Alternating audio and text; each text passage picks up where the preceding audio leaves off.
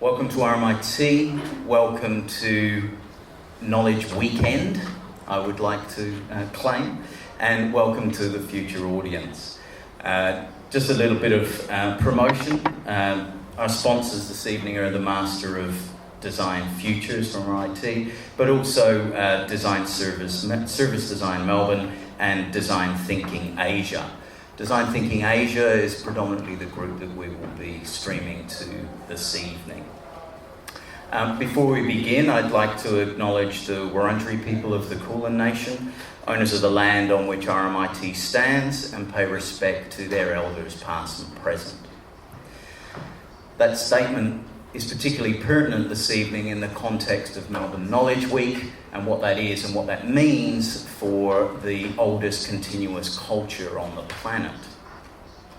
I think that really when we begin to consider the idea of what we do in an age which is more about knowledge distribution than anything else, and the movement of information through various and multiple channels, one of the things which I think we need to consider within this is we need to really begin to look and seek for new strategies on how we deal with the movement of that knowledge.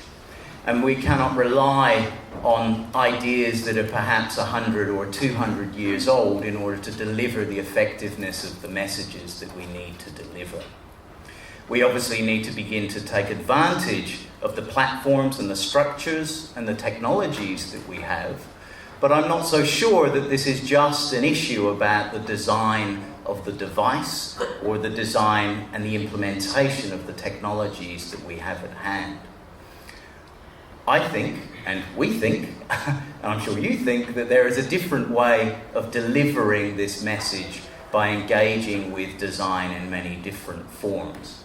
And our agenda this evening is really to begin to engage with a series of panelists who do this on a daily basis and to really begin to understand how the cultural institutions that we hold dear to ourselves, such as the State Library, the NGV, the ABC and ACMI, how they're actually working through and struggling with these propositions on a daily basis, often with the help of people like Dan Hill from Arup. One of the critical things that I'd like to begin to address this evening is how we're actually adapting the nature of our institutions through engaging design in various forms in order so we're actually begin to address the nature of a future audience. Not necessarily the one that we have currently, and not necessarily the one which is in the immediate future. As we know, and many of you in this room are entirely aware of, the ideas of design thinking, the notions of human-centered design are really begin to surge now within our community. Business has suddenly understood that having a designer at the boardroom table might be useful. And beginning to understand how from banks to health organisations to community services to government, the ways in which design is actually playing an impact in each of these areas, and often quite silently, is one of the things that we would like to begin to interrogate and explore this evening. One of the other things we're interested in is, well, why is this happening now? Why has it taken us this long to get round to this idea that design can be useful in different constructs? And how is it that we might be able to communicate the power and the impact of design in various different ways? So this evening we'll try to unpack a little bit of that. Unfortunately, Justine Hyde from the State Library of Victoria is unable to join us. She has a child with a broken arm, is in fact right now engaging with the service design of the Children's Hospital up the road. She may be joining us if it's only a sprain, but we'll see how we go.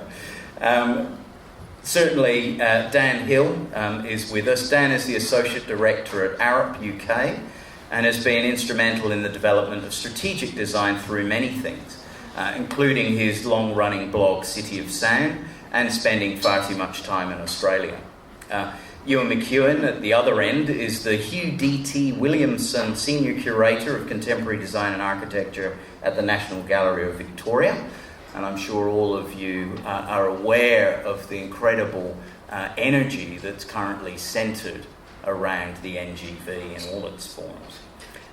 Seb Chan was the designer behind the way in which the Cooper Hewitt in New York City engages its visitors, and now we've managed to lure him back to Melbourne with the title of Chief Experience Officer, with the X as a capital, apparently, at ACMI. And to my immediate left, we're joined by Priscilla Davies, who's an experienced researcher at the ABC. One of my opening discussions was going to be around the notion of the library, and certainly, as we all know, the team that Justine and Kate are leading up there, which is really beginning to interrogate the nature of the redevelopment of the library and how that begins to really drive into a completely different understanding of how a new $100 million facility without books is beginning to really suggest a different way of us thinking about one of these cultural institutions. So to begin with, I might actually move into Dan. And Dan, of course, has done a substantial amount of work at the State Library of Queensland. And really what I'm interested to begin to pull out from him is perhaps how the movements within the digital realm are in fact impacting on the ways in which the physical realm is being used. Dan.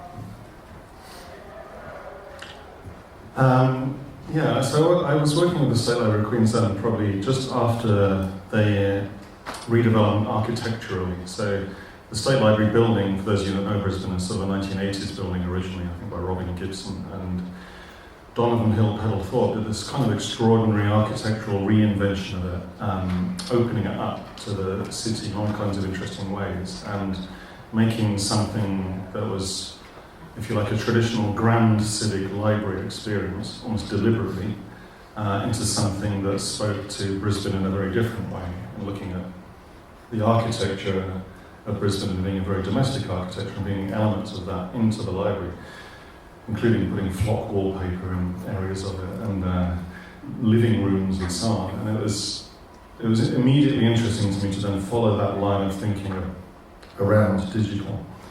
And it was, and also entirely accidental, I should point out. I was there on holiday, my wife's from Brisbane, and we were hanging out on the South Bank there, and I started noticing the vast numbers of people using, this is 2008, I guess, or 2008, using what were called netbooks, if you remember those at the time, which was a pre-tablet, kind of small computer that was kind of handbag size, basically, and laptops and things. And they were sort of crawling all over it in a really lovely way. And I started taking pictures of it, again on holiday, uploading to Flickr, a popular photo sharing site, well, used to be popular.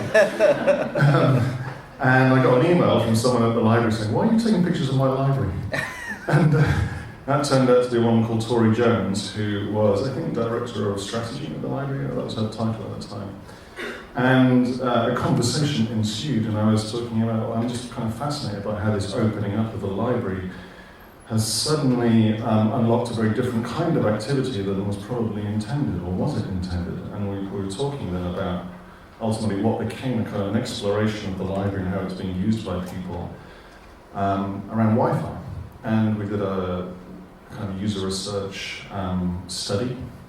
We went and talked to a lot of people. I measured the kind of signal strength and looked how that correlates with people using it. People were sitting in all kinds of places that they saw weren't supposed to sit from an architectural point of view, but because the Wi-Fi signal strength happened to be really good there, they just sat there anyway. And there were probably hundreds of people going there. This was after the redevelopment. It shifted from, I think, something like 300,000 visitors a year to about 1.2 million visitors a year. And some huge proportion of that, I don't know what proportion, because we couldn't really separate it, was to do with the Wi-Fi availability. And so on and so on and so on. We then, I think, ended up quadrupling, or helping the State Library quadrupling the amount of wireless access points, thinking how it mapped onto the curation, the collections, ultimately the core business of the library, if you like, which I think in Queensland is along the lines of preserving Queensland memory, which was really interesting in terms of understanding how this Wi-Fi activity, being about sometimes consumption of knowledge, but also production of knowledge, people were sitting there making things, was then as valid a kind of cultural experience as writing a book or making a magazine. And that was hard yards, actually, working with the library staff. I have to say, hopefully no one's watching the live stream in Queensland, but a fair chunk of the library staff were quite resistant to the Wi-Fi users. Why would we be spending public money on people coming in and using Facebook, for instance? And we had to work through with them how that could be used strategically, not just to increase numbers of visitors to the library, which it did do, and that was a good thing, but how that did then connect to the programs of work, how it gave them potentially a future audience, to use your term, how it connected to the curatorial activities, how it began to shape the library work as a physical thing. And that ended up being, pretty hefty kind of strategic work with the library, and ultimately led also to something that Seb and I worked on together at The Edge, which was a new offshoot of the library, deliberately around digital culture. So, yeah, it was sort of a fascinating series of accidental things, and the library wasn't particularly prepared for these hundreds of thousands of extra users they were getting necessarily, but it was a good thing. And we had to then figure out, well, how does this map onto the idea of what a library is in the 21st century? It wasn't immediately obvious to me or them how that would happen. But we worked it through together over a few years, and I think it's been ultimately it's a fantastic test case, because people go there, even though they had the internet at home. This was kind of the breakthrough when we did the research. Huge numbers of them had the internet already. It wasn't that they were going to the library because they had to use that was the only place they could use it. It just was the nicest place to use the internet in Brisbane, by far, in a way. It was, on the banks of the river in this beautiful building. And it was then linked to all of these other things that were around the cultural centre. So, but that was a story we had to construct with the library's help. And how do you think that experience then mapped into later work that you've done with University of Glasgow and Barangaroo? So what we do is basically human-centred design work. So that was very kind of observational work. And again, I was basically taking pictures of something that I was then trying to understand through taking pictures of it. And we do ethnographic work around that, and it's the same with the stuff I do with unis and stuff, or around urban developments. Often those things are either led through an organisational lens that doesn't necessarily have the best idea of people as people, instead of kind of units of human, if you see what I mean. Or an urban development point of view tends to be oriented around buildings and infrastructure, doesn't, again, focus too much often on the human stories or the human characteristics or the cultures of a place and so on. So all we're doing really is using well tried and tested techniques which are common to a lot of design practice, also common to a lot of other things like sociology and ethnography and so on.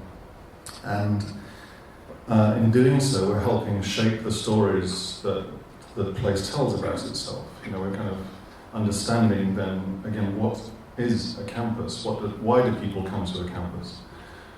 Increasingly, you don't necessarily need to come to a campus to experience a lecture. You can do that online. So there must be some other reason for making a campus at this point. There are loads of good ones, but they're different to if we were making a campus in 1980, where you sort of had to go to the campus in order to go to the lecture, in order to graduate.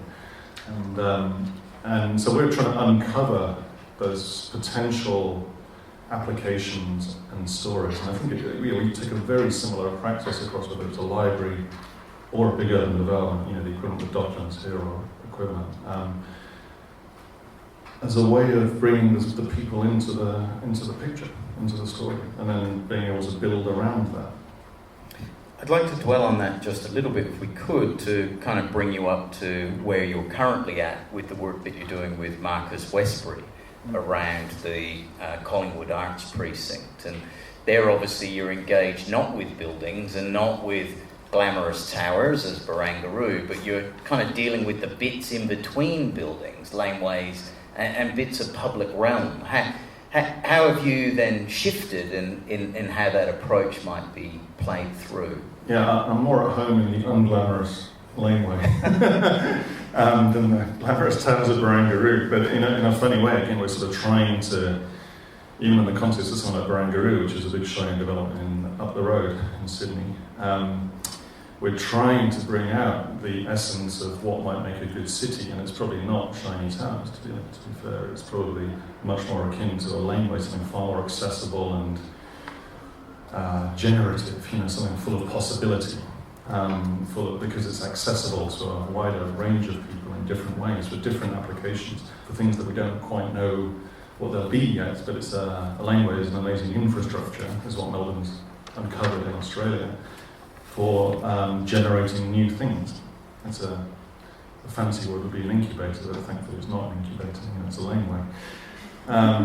So at CAP, at Collingwood Arts Precinct, it's fantastically unglamorous in the best sense. It's a jumble of buildings loosely tethered together awkwardly.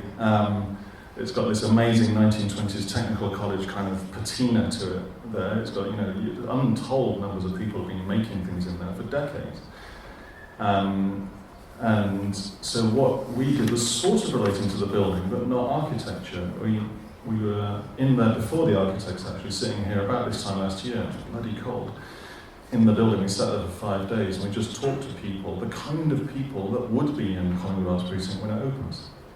So you can't always interview the people that are using something if it isn't there yet, but you can interview the kind of people that will be like that. So, Seb, for instance, one of the people we spoke to.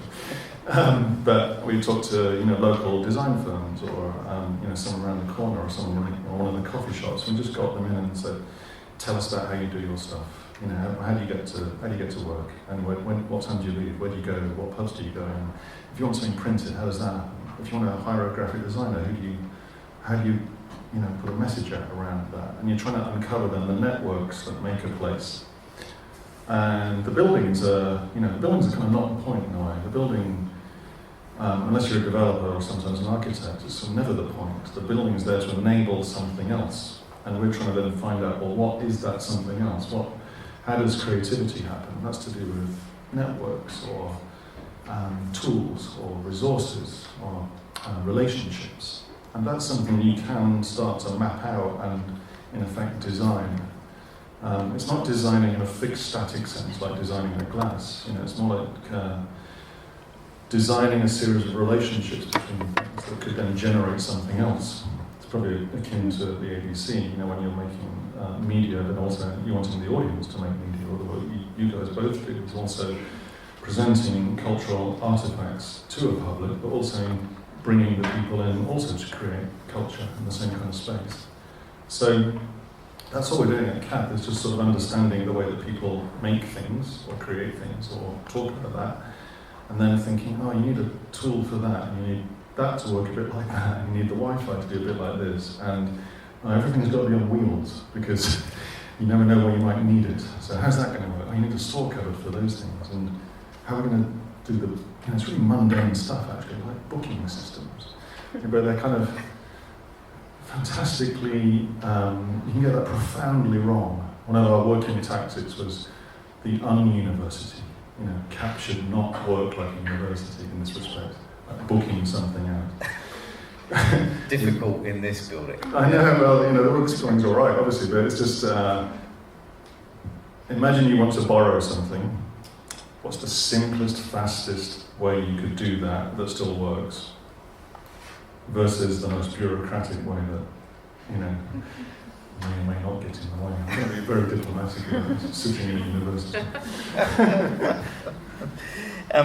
Maybe off that, I might pull you in, Priscilla, to maybe talk about perhaps this idea of what research and development actually looks like in the ABC. I mean, it's not something which we expect to be emerging, and I suppose we understand about these points of innovation, and we understand about ABC iView, and I suppose superficially we're seeing a different type of public realm to those that Dan is interrogating, and similarly being facilitated from. So I'd sort of like to understand from you really what R&D looks like for old auntie as she kind of lurches into the 21st century.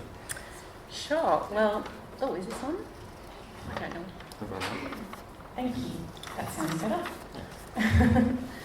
Well, I guess the ABC has, for a long time, it has it's been responsive to disruptive technologies, but has been comfortable with, the broadcast outcomes. So for a long time it was radio, and then for a long time it was TV alongside radio.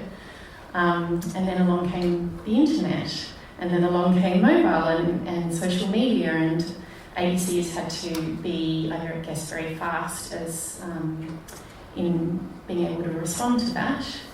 But I guess we're seeing a rate of change that is, it's exponential. So the faster things develop, with technologies like, it's not a technology and such, but things like artificial intelligence mean that we have to think quite differently about how we create media and how we make that accessible to the public.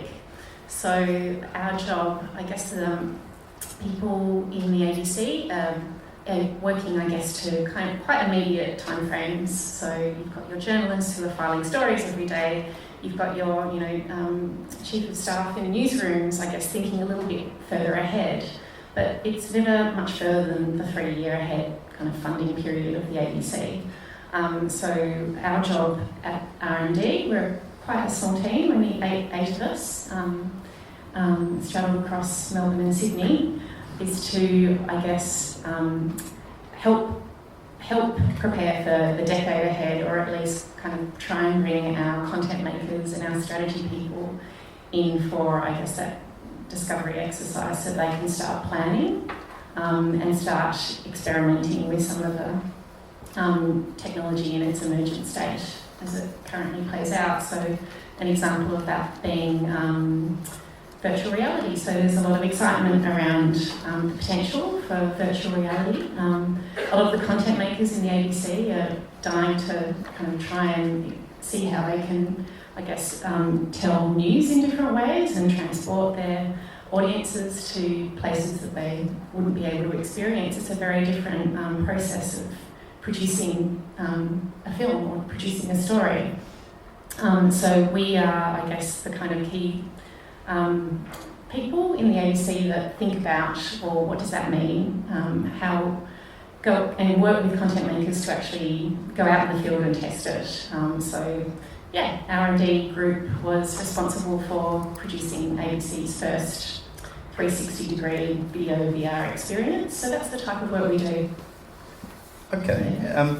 So let's just tap into that a little bit. I know that you've done work in ideas about autonomous vehicles and this notion that people can watch telly while they're not driving their car. Some of us might check email, but how do you conceptualise that within the remit of the public broadcaster? Okay, well, actually that point about the autonomous vehicle, and we'll all be actually just kind of using it as another lounge room and to consume media. It's quite a popular idea that seems to have kind of taken over our idea of, what will become of media in that space. Well, what will become of media is that we'll be doing the same things as we do in our lounge room today in an autonomous vehicle. What the interesting part of as vehicles become more autonomous is we thought the connected car space where the car is connected and it's going to be a long while, probably over 30 years, until we're really going to see autonomous vehicles in Australia, and our job is really, what's the stage in between now and then? And that's really, your drivers will still need their hands on the wheel, and they'll primarily be using an audio experience, so radio isn't going away, yet the difference might be that we're able to use our voice to ask for content. We might be using our voice to, today people are using Siri to control their music playlists, for instance. So how would an audience member ask the ABC for their morning briefing in the morning using their voice? So that's kind of the area. The autonomous vehicles, it's almost too soon to tell exactly what the reality of that is, but we can start, anticipating the in-between stage and experimenting with voice activation. So that's where we look. It's the it's just beyond the 3-year. It's the 5 to 10 year frame. And I mean, it's often harder to predict the near future than it is to predict and adapt to the far future. Yeah, but what you can do, and I think that's what Dan was talking about, is you can look at, well, what are the how are people engaging today with media? So what Dan was talking about, we do a lot of contextual inquiry research, so user research. We're going into people's homes, we're seeing how are they using media. A project we did last year was around the future home. So, of course, when we think of media in the home today, we think of a lounge room and a television. But when we went and explored what are people actually doing today that's surprising to us, it's, well, they're using media in the bathroom. So in a way, they're taking their mobile phones in, they're playing podcasts, they're taking their iView in and placing it behind the vanity basin so they can continue watching their streamed TV from France. So, they don't want an interrupted media experience, they want it to kind of follow them as they walk through the house, they want it to be responsive to the people who they're sharing the room with. And, they're lucky if they get the bathroom to themselves and they can have the media take over their bathroom. So that was a surprising element. We use today's routines and rituals as a starting point for inspiration to think about, well, then once we know the behaviours and we set those alongside some of the technologies that we think are going to be important, then we can start generating ideas with our content makers and sometimes building prototypes of them. So with the future home, we talked about bathrooms, we actually built a smart mirror that could respond to the person who's standing in front of the mirror and provide news headlines, or potentially this idea that there might be sensors detecting your physiological data. That's an opportunity for the ABC in terms of the type of content we make. So could we make health content that relates to the person standing in front of the mirror? So it's showing different opportunities, not just as in you need to lose some kilos. Yeah. I wasn't going to say that to you, but yeah. Well, moving on to Seb, of that one. Seb, obviously, in the manner in which you're beginning to evolve at ACMI, these kind of notions about the shift in the way in which... How are we going? It's working. Are you on? Right. Yeah, okay, very good. I'll start again. So, the thing at the Cooper Hewitt, we saw these various discussions about the nature of the Cooper Hewitt pen. Sure. And it would be really great if you could maybe contextualise where the notion of the Cooper Hewitt pen came from to build on this idea about how you might begin to become more predictive of how people behave within the public realm. Sure. So, I mean, the Cooper Hewitt's the Smithsonian's designed museum in New York. And in 2011, when I moved over there, I'd just come from the Powerhouse in Sydney. And we've been doing a lot of work at the Powerhouse around making collections broadly accessible over the previous decade, and doing a lot of work around tracking users, doing user research about the way people behave in the context of a museum visit. So the Powerhouse is, of course, a science and design museum. So this was a museum that got a lot of families to it. Cooper Hewitt on the Upper East side of New York in Carnegie's old house didn't get a lot of families to it. So I came in. Bill Mogridge was the director at the time who hired me, and much like Priscilla's work, we were thinking about what could the museum be. This was when I arrived, the museum had just physically closed for a complete redevelopment, and this was this moment where we could say, well, what could that museum experience be like if we could change all of the things within it?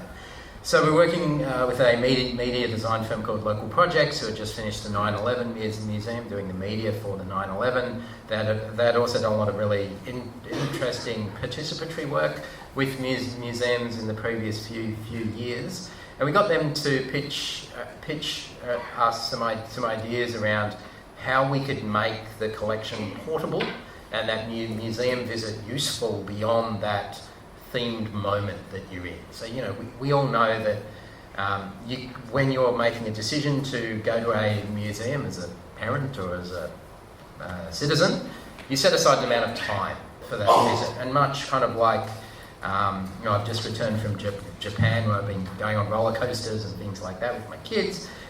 You know, it's that time is designed to optimise your spend in a theme park, and in a museum it's your cultural enrichment or whatever. But it's probably the gift shop as well.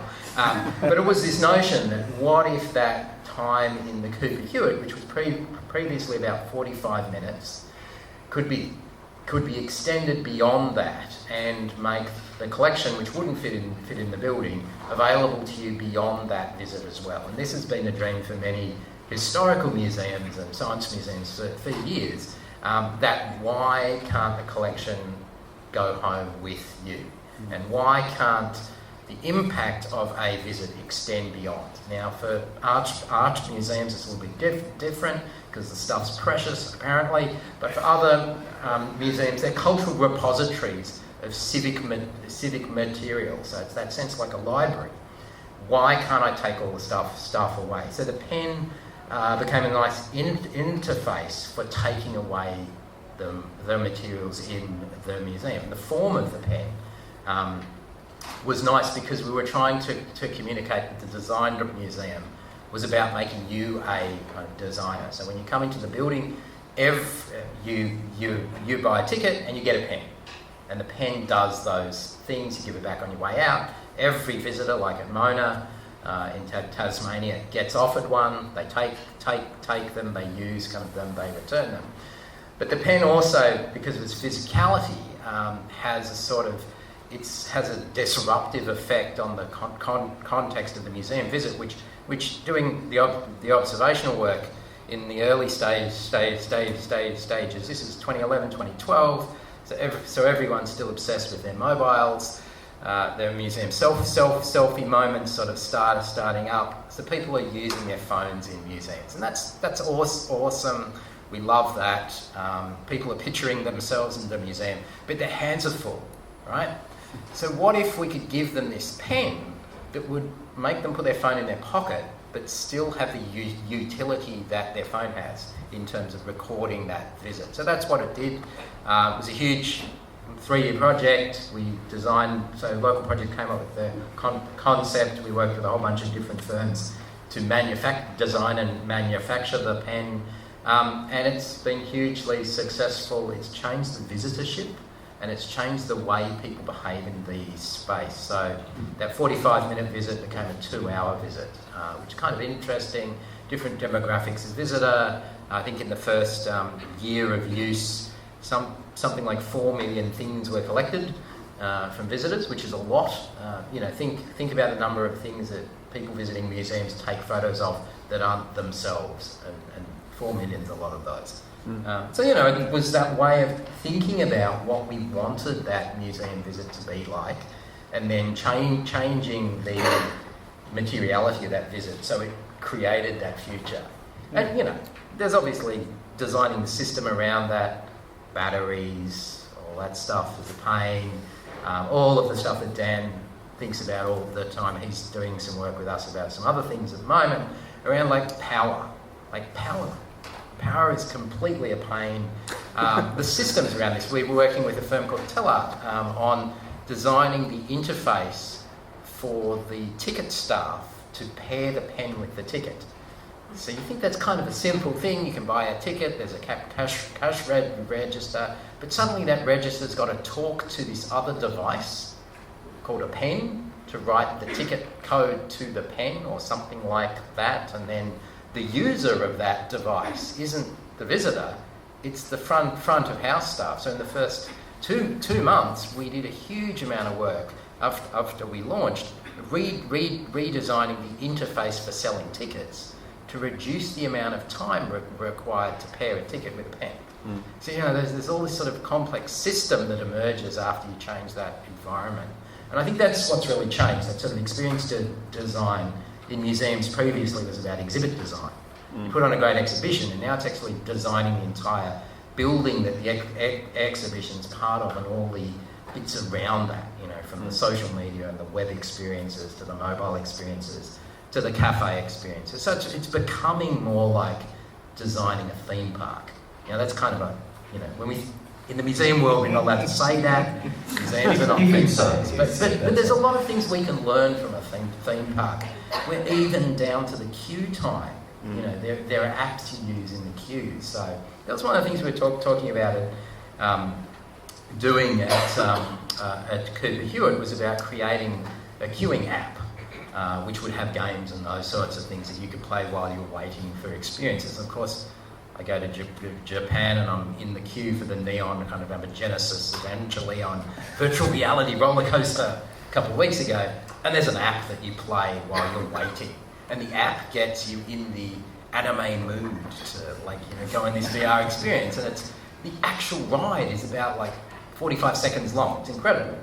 But you've waited an hour in the queue, so it's queue design is kind of the thing. So, and probably we all remember those old video games in the 80s. I had my Commodore 64. You put the cassette in, and the best games had a little loader game. So whilst you waited the 20 minutes or an hour whilst the game loaded, you're playing another game.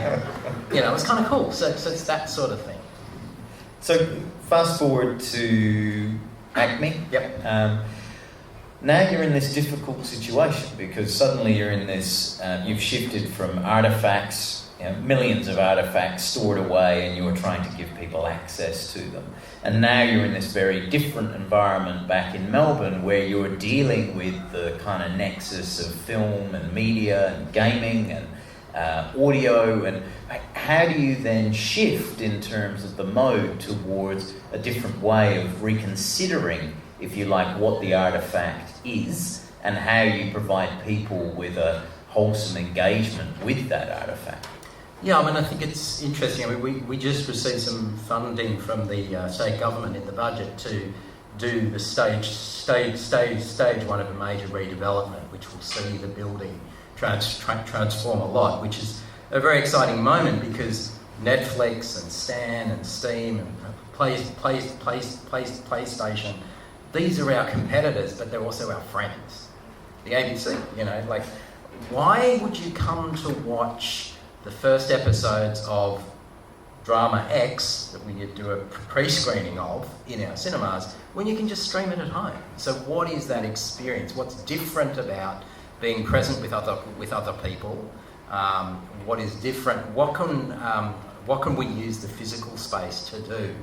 And how can we make that media accessible when you go home and accessible through a new lens? So it's an interesting one for us because we're not working with scarcity, we're working with ubiquity, albeit in a quite difficult rights environment in Australia.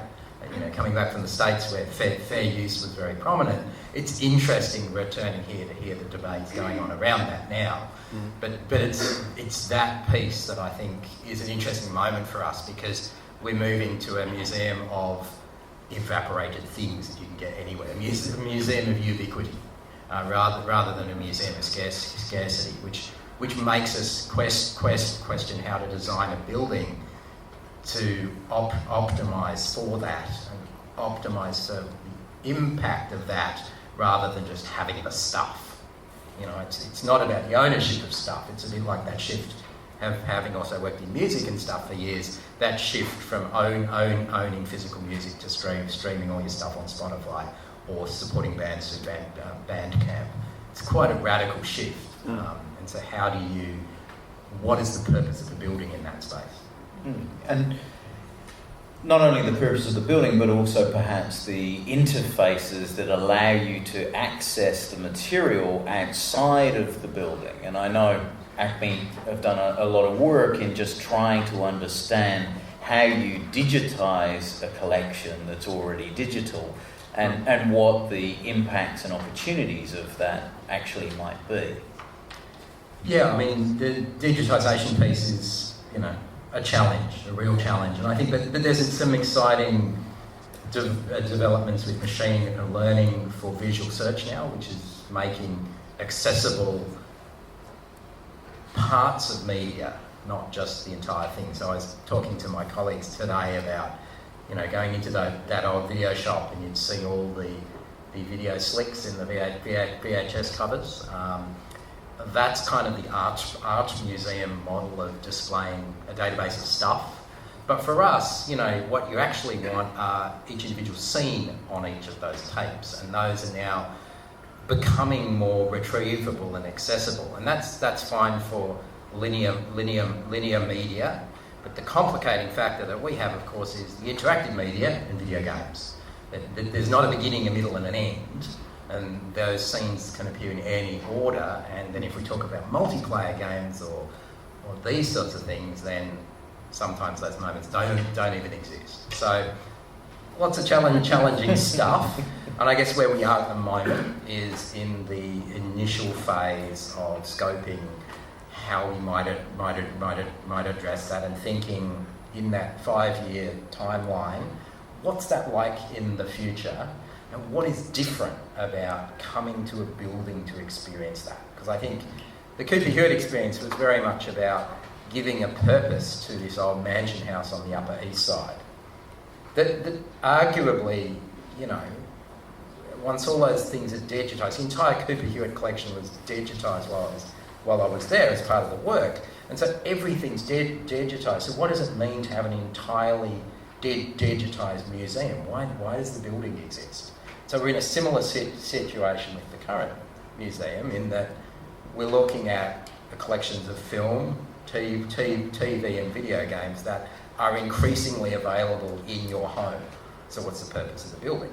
And there's a lot of stuff you can't do at home that you can do in the building, and putting a shape around that. And then, much as libraries are becoming these places without books, or places with better Wi-Fi, or these sorts of things, it's all about experience kind of design, much like a theme park, except not a theme park. Well, that pushes us nicely into Ewan. So Ewan, obviously in your role, which you've now been in for a couple of years, and really has the mandate to try and talk about what architecture and design means in a different context. But also you, of course, are operating within the constraints, perhaps, and the opportunities that the NGV presents. And I'd be interested to hear from you, really, how you felt that you'd established your presence as a curator of design and architecture within the NGV, but also then how you've witnessed the phenomenal transformation of the institution from something that was quite closed into something that has become incredibly public. Well, we started I started working there before Melbourne Now, about a year, so the exhibition Melbourne Now, which was at the end of 2014, to try and with several other curators who were invited in to curate parts of the exhibition, to try and, I suppose, build an interface that didn't exist, because historically the NGV didn't really address design, didn't address architecture, and it had a very much more conservative view of itself as an institution. It felt much more closed. So new directors came, and part of the objective of Melbourne Now was to probably re-establish and disrupt the kind of the relationship between the institution and the city, and the relationship between the institution and artists and the audience. And it was very successful, and what was interesting from that and the scale of it was a big free show. It was the biggest show the NGV had ever done. I think they had 750,000 people through the show, so it was huge success, and it also very much articulated that audiences were very interested in design. And so a conversation started from that about, well, what would that mean at the NGV going forward? And I worked on looking at a design strategy for the institution, not just collecting design and commissioning design, but if the institution wanted to be a gallery that could represent design and architecture, then I mean, the simple terms were, well, you have to then, design and architecture should pervade everything that you do. You can't be an institution that talks about design and shows design and then have bad design everywhere, basically. So we embarked on, and that was, it was sort of a simple bit of work, and it was logical and it made sense because it came off the back of Melbourne Now, and they understood that. And we've been through now, over the last couple of years, setting up a curatorial department, which opened in 2015, was an outcome of that, but actually the first work that I was involved with was the retail business. So a business that had struggled in a busy gallery, which is sort of unusual because you've got a captive audience. We cut stock in half, we redesigned the stores, we rebranded as the Interview Design Store, we stopped importing products that you could buy from any shop, the same stuff in every museum everywhere in the world. We commissioned much more stuff, and actually that's ongoing, and it's transformed that business by 150%, I think, in the last financial year. We then started looking at the brand. We went through a rebrand quite quickly again, and stuff like online and digital. I mean, we had a situation where when I started there, the Interview website you couldn't view on a mobile phone. And that probably is emblematic. The web process was a big, cumbersome process with too many people involved who couldn't agree on what they thought the website was meant to present the whole collection, everything in the building, when in fact, if you flip that, it's actually how do people just find us? How do people just know where to come? And we had a small team of 3 people work on a prototype website that was built in about 2 months internally, and cut out a whole load of people who were sort of slowing down the process, and that website is fundamentally the basis of where we are now. Like the directors understood the idea of the prototype was very important as a narrative, so we started prototyping things. Let us build something and you can look at it, it's not going to cost a lot of money. Everybody liked it, so it stays, and you keep iterating, and we've done that with several things. But then across commissioning furniture for the gallery, how do we deal with architecture? And it's really just sort of cascaded, because then audience responds, and then it's every show, every label, every interface, every touch point in the gallery. Now we have designers on, and there's a team of 20 designers internally who come out of industry, multimedia crew, all of that stuff. In terms of the department, it was really, I suppose, in terms of carving out a space curatorially, interestingly, I had the challenge where there was no gallery space available for about 3 years for major shows. So we had a big empty garden, and I was like, well, can I have the garden? So we then started a program of commissioning architecture in the garden. And I suppose we've done a few shows, but interestingly, what is emerging, and we have a very big show at the end of this year, the Triennial, and it's actually the role of the curator now. We don't have a strong collection of contemporary design and architecture, so rather than just collecting what is around the planet, and if you imagine trying to get your head around chairs or lights or design, what do we buy? How do you really do that? Is it encyclopedic? It's such a huge amount of work. And upon talking to lots of other curators around the world who are doing this in institutions like MoMA and others, actually, it's more about asking questions to work. So our strategy is to commission work, to set briefs for designers, and to try and help people to realise new work that actually allows us to have a conversation about the society and we live in today, the issues that we deal with. And interestingly also, we don't have a kind of siloed, it's not a design and architecture department that doesn't speak to others. We're working with photography, we work closely with contemporary art, and it's Indigenous art. We're commissioning designers to trying to figure out how do you do Indigenous, non-Indigenous design collaborations properly. It's complex. But so, it's very exciting. The audience growth in that period, I think is a direct consequence of all of those things put together, and the great content that the directors have brought in. But they've thought through shows that allow us to use design more. The Hockney show is a good example. It was nothing to do with me, but such a huge amount of design thinking in that show, and also getting one of the world's most prominent artists to just look at 10 years and look at him grappling with a new technology and embracing and understanding and then really nailing it, many people think. So yeah, I mean, I still think there's a long way to go. I mean, and we deal with things like, so we're digitising a collection of 70,000 works. You know, it costs a lot of money. How do you do it? How do people access it? We're looking at VR, not only for artworks, but then people accessing collection. And I suppose it just becomes this ongoing thing, and what drives it is if people use it. You know, that's the mood there is also very much about the institution is owned by the people of Victoria, the artwork is owned by the people of Victoria, and so we're thinking very carefully about how to get more people to come.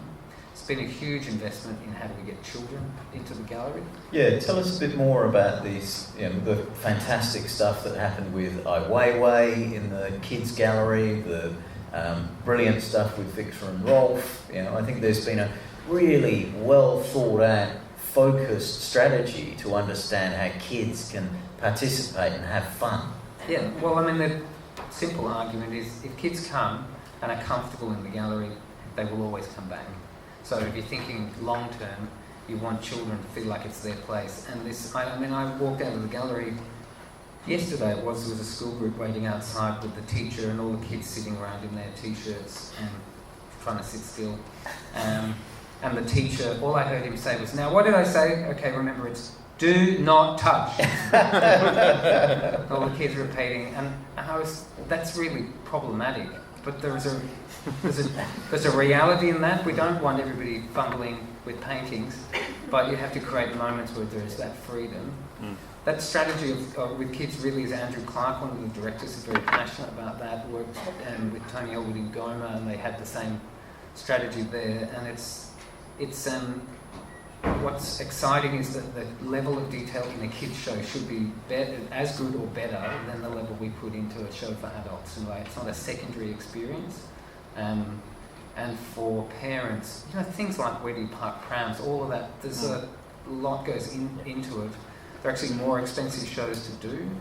And then that shareability and that idea that you can share your experience becomes very important, and they've developed, you know, their own proprietary stuff to enable that to happen. But you know, it's just I think these are all logical decisions, and we look at institutions around the world, and we've looked at Seb's project. We look at, you know, we go and look at a lot of stuff. You're looking at how people are dealing with buildings, wayfinding, you know, the food offering, and then it's the Friday night concerts, the Sundays, the festivals, the book fair. It's just more. I mean, actually, it's just more and more and more layered. And as a design strategy internally, it means that the whole place silos have to dissolve, because it doesn't work if you don't. Yeah. If you can't move, be really nimble. I'm interested in the way in which, Priscilla, listening to that as a set of examples, whether there are synergies with what's happening in the ABC and the degree by which your work is able to have a holistic impact on what the ABC is doing and how it's doing it, how it's developing its content and its interfaces with the public. Yeah, well, I guess the idea of, you know, we have been hamstrung by, I guess, the divisions and the silos of the ABC. There's been a recent reduction in the number of divisions. We're now part of what's called the Audiences Division, which is all around, I guess, identifying through audience insights where the gaps in audience engagement are, and it makes sense, I guess, for the R&D team to sit within that, because we often take a pan-organisation approach to thinking about audience. And I mentioned that project we did around the future homes. It wasn't, we didn't have content partners from one division. We were always thinking holistically, what is it For instance, when a person wakes up in the morning and they, pick up their phone, they're engaging potentially with audio content. It might be radio, it might be a music playlist, or they might be looking at ABC News, they might be looking at, Daily Mail. So we're not really interested in thinking about, I guess, the silos within the ABC. We're interested in thinking about, the whole of day or the whole of week experience of our audience members. And I guess the kind of key push, if you're a newsmaker, you want the ABC to become part of a daily habit. But if you're a TV drama person, you're just keen for them to, watch the series on TV or maybe on iView. So I guess, our approach is, the audience behaviours come first, the audience needs, their drivers come first, and then whatever, thinking about, I guess, the moments in the day where the ABC can connect with a member of the public, whether that's at home, whether it's in their bedroom or bathroom, or whether it's while they're in the car or in the public. So, I think we're thinking holistically in terms of those moments in the day where we can make an impact in delivering information when it's most relevant. So picking up on this notion of experience, and maybe I'll throw to both Seb and Dan within this piece, we seem to hear a lot about experience design. We seem to hear a lot about customer experience, user experience. Are we really that obsessed with experience? Or is there a different word that we could actually be using to describe the things that we know as being controlling the way that people access information? What a question to ask an experienced designer. What do you do? I told you I do booking systems. No, it's... but I think, I don't know. I mean, it's one of those things that maybe in 30 years we'll figure out, it was that all along. I don't know if there was this debate about architecture, sort of 3,000 years ago. Piling up bricks, what should we call that? But so at some point, my work is about interaction design, which is design of touch points. So Seb talking about the ticket stub and the thing, or when you talk to Amazon Alexa and say volume equals 10, and then it doesn't work because it can't hear you anymore because the volume is at 10. That's a touch point. And then when we arrange those touch points, we usually talk about service design actually now, which is sometimes an awkward word because service implies a commercial service. I don't think it need necessarily do so. It's as Seb said, when you're walking into a gallery or a museum, there's a range of touch points you're interacting with, including spatial architectural ones, which are entirely fundamental, as well as the stuff behind the ticket counter, as well as the queue and, yes, the technology. And then broadening out further, we talk about strategic design, actually, so three types of design within 2 minutes. So strategic design is when you arrange all of those things together and it begins to transform into something else, and you're using design, as Ewan was talking earlier, to ask a question as to, what is a library at this point? Now that we did Wikipedia, so you don't need to go there to look stuff up anymore. And it turns out that libraries are thankfully still full of books. To my mind, I think libraries should entirely incorporate books quite fundamentally. But there are other things that it also does. And so, yes, designing a library now is different to designing it in 1980, when you would build it around newspapers, books, magazines, and some events, and so on. Just as it asks a different question about what's the ABC at this point, actually the BBC, as we were talking earlier, and a lot of our work there was then into, hang on, what is a broadcaster now that people can also make media, and they're consuming it in numerous different places, and also media from other people, not just broadcasters, and all of these things are happening. So the strategic design is using design to flush out what the possibility is, what is the different thing about it, how do we talk about that?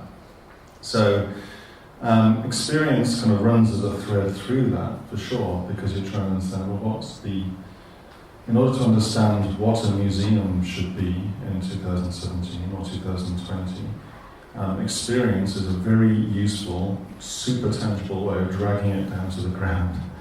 You know, you end up, otherwise, I'm quite happy to write highfalutin essays about what libraries are, as you know, but at the same time, we need to understand, well, how's it bloody going to work? You know, that's an experience question. And it turns out that's incredibly useful.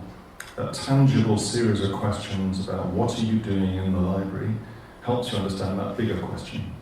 So I find it very useful. It's otherwise, you know, you get caught in a world of policy, or strategy, or vision, all of which are great, but they don't necessarily help you deliver the thing, or make the thing, or run the thing, or actually think about it in a useful way. And you have to drag it down to, yeah, how's it going to work?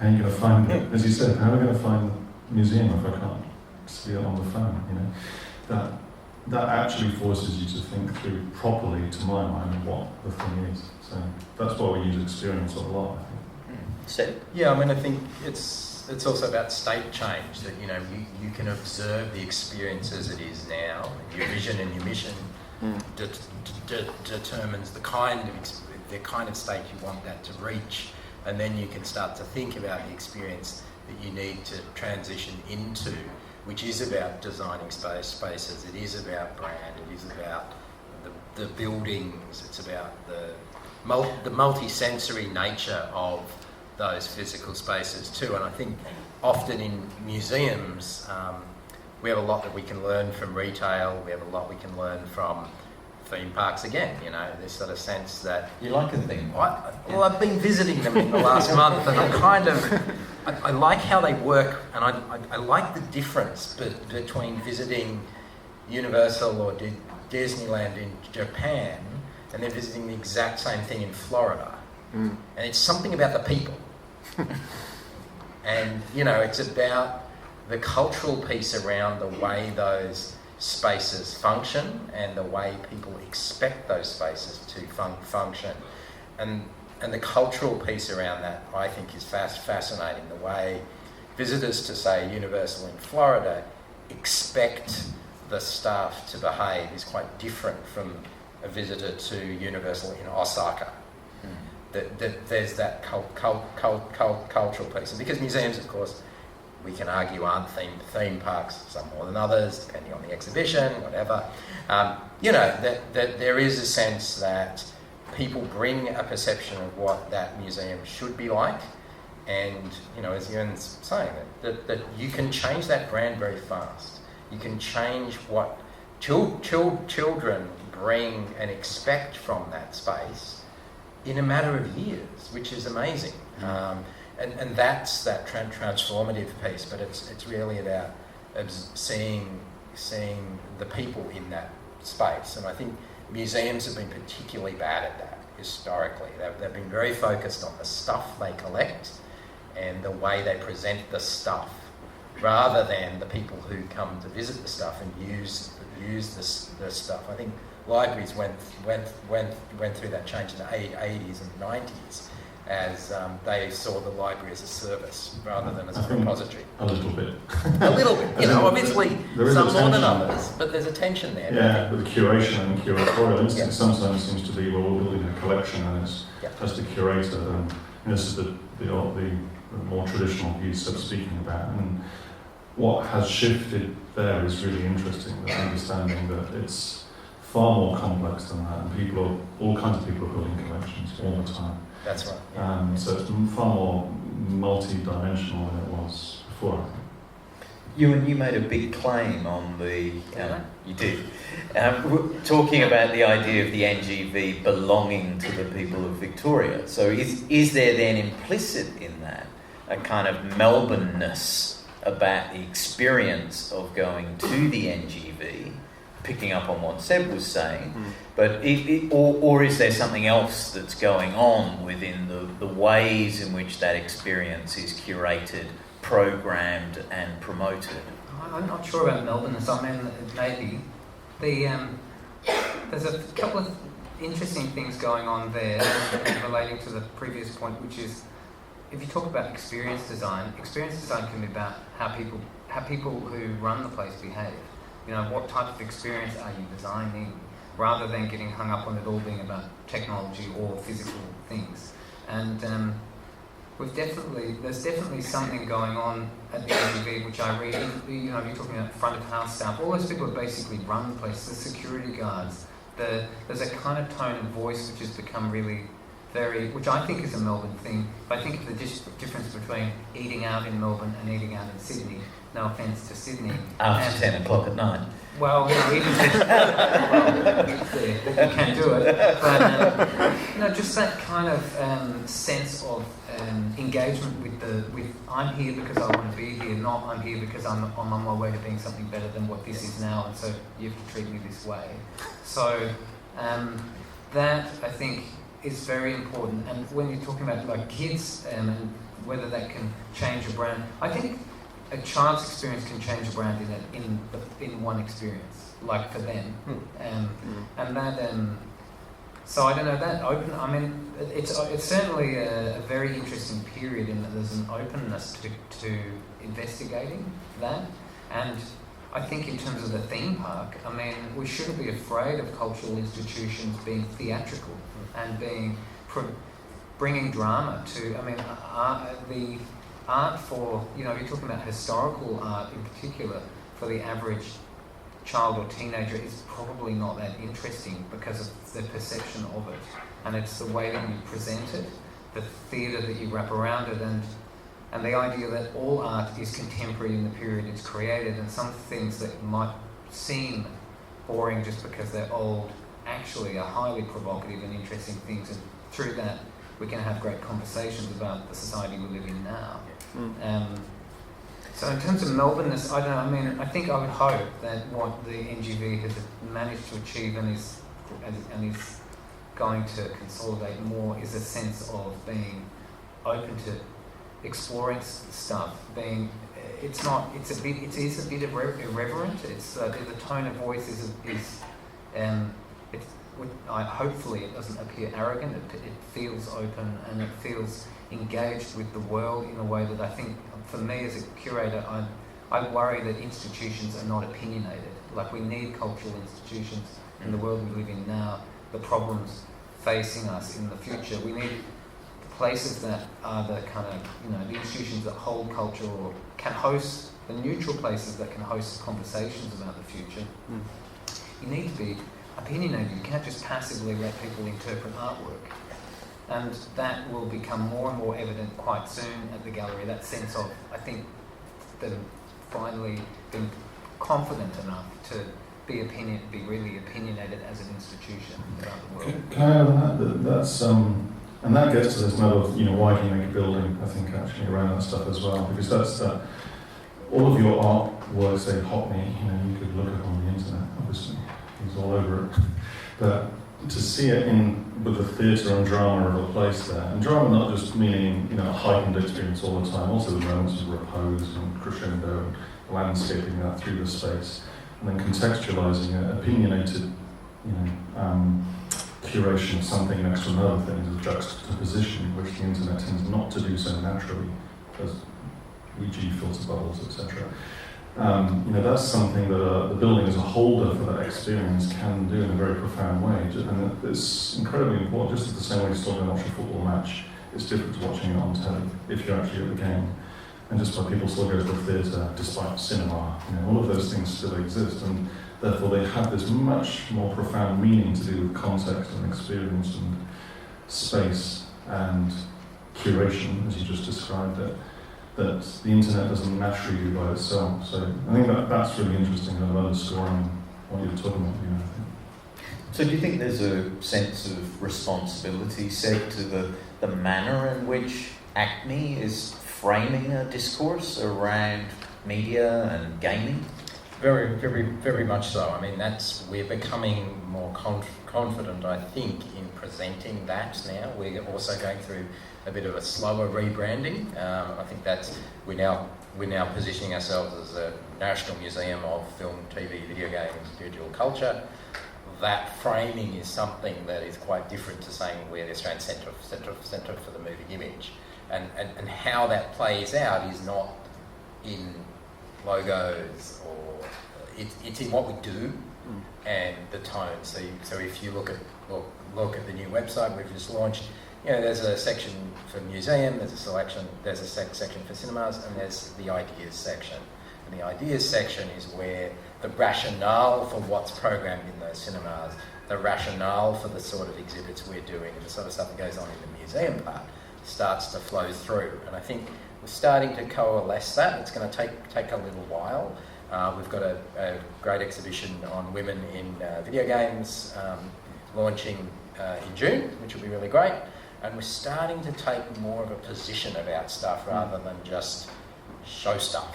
Yeah. And you're starting to see this also a bit in the cinema programming and also in the television programming. So we've started to not only do talks about television series, but doing the first 2 episodes of the new series of X or Y. And this is requiring new relationships with the sector, the production sector, and our co-working space is about trying to reframe those relationships with makers who are commercial. We're talking about artists, but also production companies, special effects companies, virtual reality companies. The VR commissioning series that we just launched, the Simon Morden virtual reality commissions, are about using art to explore the possibility space of VR in a way that it isn't just 360-degree video, which in the media space it predominantly is, because it's cheap, it's fast. That's 360 video. It ain't VR. Well, it's a type of VR, but to push that further and to ask what might VR mean for us as a society, artists are incredibly well placed to push that forward. And so what you'll see in December when the first of those Morden commissions goes live is hopefully something that pushes our conceptions, the sector's conceptions and the public's conceptions of what VR could be, as well as us doing VR festivals where we have consumer grade VR, say VR with video games, PlayStation VR, the Vive, and those sorts of things running alongside that, which are driven by much more immediate commercial concerns. So we're able to balance. If we can get the balance of that right, I think we can do the public role we're supposed to do, which is to be that potentially provocative voice that pushes mediums forward. That's saying, where could this be? Priscilla, just to pick you up. I just think it's interesting hearing you talk about the work that you're trying to do with VR, because I think that's a challenge for the ABC as well. It's obvious we've got all of this talent and telling stories at the ABC, but our problem is distribution of that content and making decisions around that. And my colleague Amy here can tell you a lot of stories about that. But I think it's an opportunity because you're a destination to guide people, guide users through the experience of VR and putting the headset on for the first time and seeing how it works and asking them questions, and then further kind of exploring it and pushing it in different directions just because of that. And that's something we can't do at the ABC. We have to think about how we distribute it much more broadly all around Australia. Yeah. Dan, I'm interested in the idea that VR still requires a physical place, and I suppose personally I'm less interested in VR and I'm more interested in the R. And the work that you do really, for me, begins to perhaps manifest a reconnection with physicality and a benefit of a digital realm and what that delivers to the physical. Yeah, I think it's I think VR is fantastically interesting in a way in its own place, but I think the R thing is really a big focus for us, because you can also secrete moments of digital within physical now in interesting ways. Sort of physical objects can begin to the internet shoved in the back of them so they can kind of behave in interesting ways, but there's still a physical condition, which I think is far more complex because of architecture and other things enables you to do things that you can't do. It's a pure media experience. So when I was at the BBC, we were also thinking about how do we also get into supermarkets and sports grounds, and do we start making museums and things as well? That was also a discussion because pre-funding cuts, because it's a more sophisticated way of dealing with experience. Is that word again? But because you're dealing with physical and digital and spatial and social and temporal, and you're dealing with all of the conditions of experience at the same time. So what we're interested in now is this so-called sort of Internet of Things idea, which is that you can begin to have wayfinding. We're doing a lot of wayfinding, for instance, that has a physical component, like exhibition 3 is this way, or auditorium this way, which is unchanging unless the auditorium moves, which it rarely does. But then you have a little sliver of digital underneath it. That might be very, very deliberately constrained and stripped right back. The most minimal thing we could do using e-ink and things like this, which are very, it's kind of a really, it's not a great display if you look at it as a display, but it's a wonderful thing as well at the same time for displaying a very simple message, as in, Mad Max starts in 4 minutes. So auditorium this way, Mad Max starts in 4 minutes. You get a physical sign which works. No one has to pull out their phone, you don't have to worry about cross-platform nonsense and all of that. It just works. People can be head up and experiencing the space, talking to their mate, not noses down in the phone, things like that. But at the same time, there's a little tweak of digital component, which does Mad Max in 4 minutes, or Tarkovsky in 2 minutes, obviously, is acting. Then that's the little smidgen of sort of digital that is something you couldn't just do with purely physical, because it wouldn't be possible, scalable to do that, to have that kind of thing.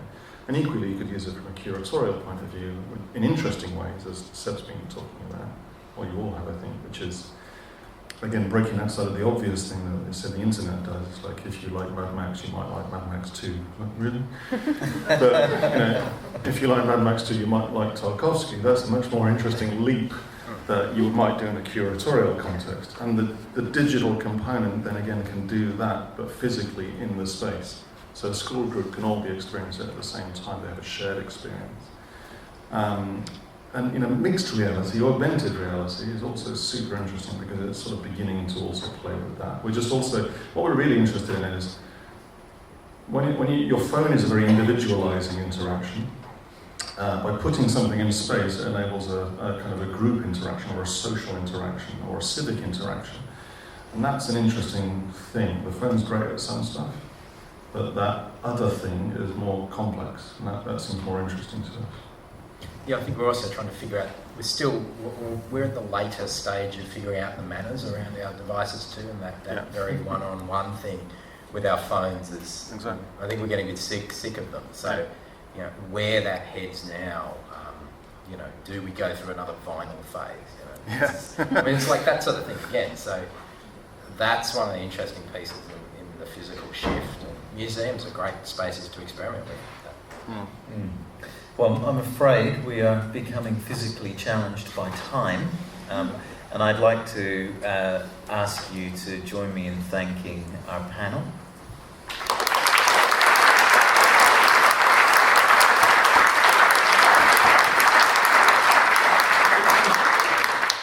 And thank you all for coming along and giving up your Friday night to listen to some people talk about design. My understanding is that we will be promoting the URL of this evening via Facebook and via the Master of Design Futures website, and if you'd like to pick that up and share it with your friends, that would be very useful. And also enjoy the rest of Melbourne Knowledge Weekend, and I hope you can go along to see some other pieces of information distributed in a very direct and physical way. Thank you.